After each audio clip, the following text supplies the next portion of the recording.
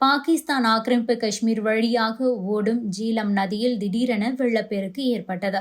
இதனால் கரையோரம் வசித்த மக்கள் பாதுகாப்பான இடத்திற்கு சென்றுள்ளனர்.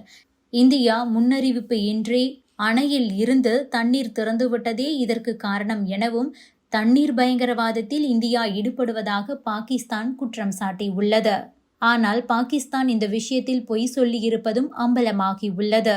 ஜம்மு காஷ்மீர் மாநிலம் பகல்காமில் கடந்த 22ஆம் தேதி பயங்கரவாதிகள் சுற்றுலா பயணிகளை குறிவைத்து தாக்குதல் நடத்தினர்.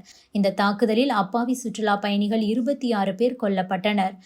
இந்த தாக்குதலை அடுத்து பயங்கரவாதத்திற்கு ஆதரவு அளிக்கும் பாகிஸ்தானுக்கு எதிராக நடவடிக்கைகளை இந்தியா தீவிரப்படுத்தியுள்ளது. சிந்து நதிநீர் நிறுத்தம், அட்டாரி வாகா எல்லை மூடல் உள்ளிட்ட பல்வேறு அதிரடி நடவடிக்கைகளையும் எடுத்துள்ளது. பாகிஸ்தானும் பதிலுக்கு ஷிம்லா ஒப்பந்தத்தை ரத்து செய்து வைத்திருக்கிறது.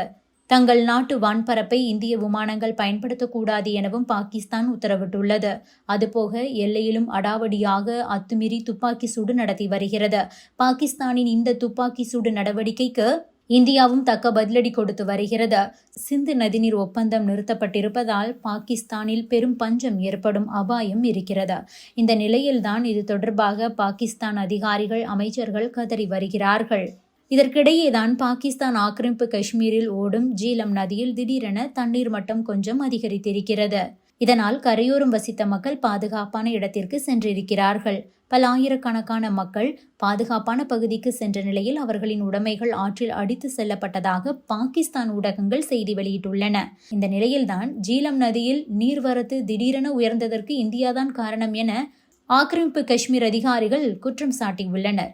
முன்னறிவிப்பு இன்றி திடீரென தண்ணீரை ஆற்றில் இந்தியா திறந்துவிட்டிருப்பதாக குற்றம் சாட்டிக் கொண்டிருக்கிறார்கள் பாகிஸ்தான் ஊடகங்கள்.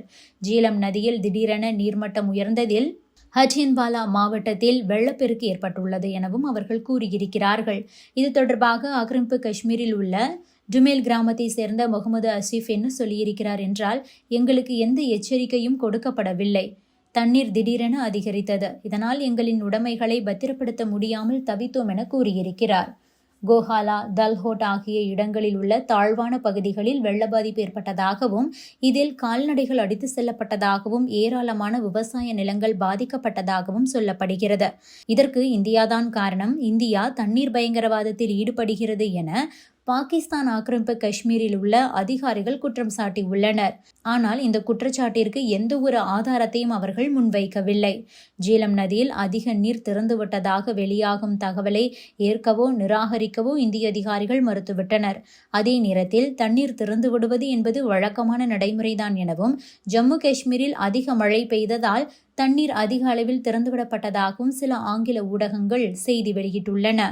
காஷ்மீர் பள்ளத்தாக்கின் தென்கிழக்கு பகுதியில் அமைந்துள்ள பீர்பஞ்சல் தொடரில் ஜீலம் ஆறு உருவாகி ஸ்ரீநகர் மற்றும் உலர் ஏரி வழியாக பாய்ந்து ஆக்கிரமிப்பு காஷ்மீர் வழியாக பாகிஸ்தானை அடைகிறது இந்த ஜீலம் நதி. இந்த நிலையில்தான் இந்தியா அதிகமாக தண்ணீரை திறந்துவிட்டு தண்ணீர் பயங்கரவாதத்தில் ஈடுபடுகிறது என்று ஒரு பொய்யான குற்றச்சாட்டை கூறியிருக்கிறது பாகிஸ்தான்.